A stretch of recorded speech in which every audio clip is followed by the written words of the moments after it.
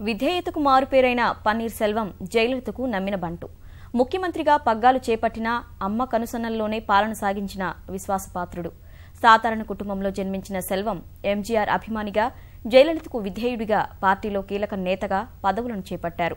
Tea కొట్టు యజమాని నుంచి కీలక హోదా వరకు విశ్వాసమే విజయమంత్రంగా ముందుకు సాగారు. ఏఐఏడీఎంకేలో మొక్కటం లేని మహారాణి జయలలిత. ఆమె వారసత్వాన్ని అందిపుచ్చుకునే అర్హత కలిగిన వ్యక్తిగా పార్టీలో అధికులు మొగ్గుచూపిన నేత పన్నీర్ సెల్వం. జయలలితకు సంక్షోభం ఎదురైన ప్రతిసారీ పన్నీర్ సెల్వం ముఖ్యమంత్రి పదవిని చేపట్టారు.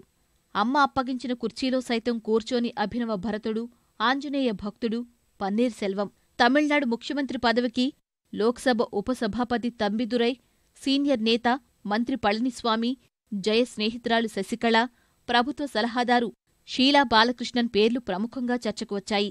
అయినా పన్నీర్ సెల్వంను పదవి వరించింది. పన్నీర్ సెల్వంను ఎన్నుకోవడం వెనుక బలమైన కారణాలు చాలానే ఉన్నాయి. గతంలో జయ అప్పగించిన బాధ్యతలను పన్నీర్ సెల్వం నిర్వహించిన తీరు, ఆయన ప్రవర్తన ఇందుకు దోహదం చేశాయి. జయలలిత రాజకీయ జీవితంలో 2001లో పెద్ద ఎదురుదెబ్బ తగిలింది. టాన్సీ భూముల కుంభకోణంలో జయలలితను న్యాయస్థానం దోషిగా నిర్ణయించింది. ఆమె ముఖ్యమంత్రి పదవి నుంచి వైదొలగాల్సి వచ్చింది. ఎవరికీ పెద్దగా తెలియని పన్నీర్ సెల్వంను ముఖ్యమంత్రి పదవికి ఎంపిక చేసిన జయలలిత అందరినీ ఆశ్చర్యపరిచారు. ప్రమాణ స్వీకార వేదికపైనే జయలలితకు పన్నీర్ సెల్వం సాష్టాంగ నమస్కారం చేయడం ఆయన విధేయతకు నిదర్శనం.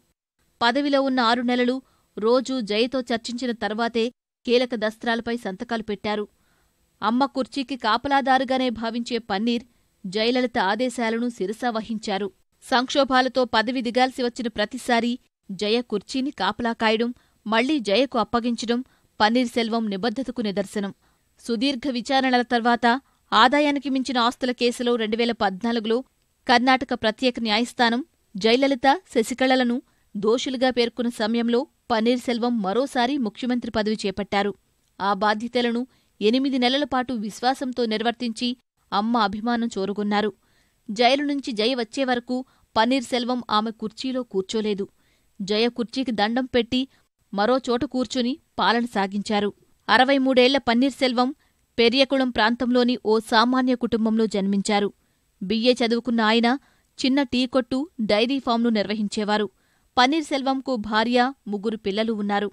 ఎంజీఆర్ అభిమానిగా రాజకీయాల్లోకి వచ్చి పెరియకుళం పురపాలక సంఘం చైర్మన్గా, ఎమ్మెల్యేగా, మంత్రిగా కీలక హోదాల్లో పనిచేశారు.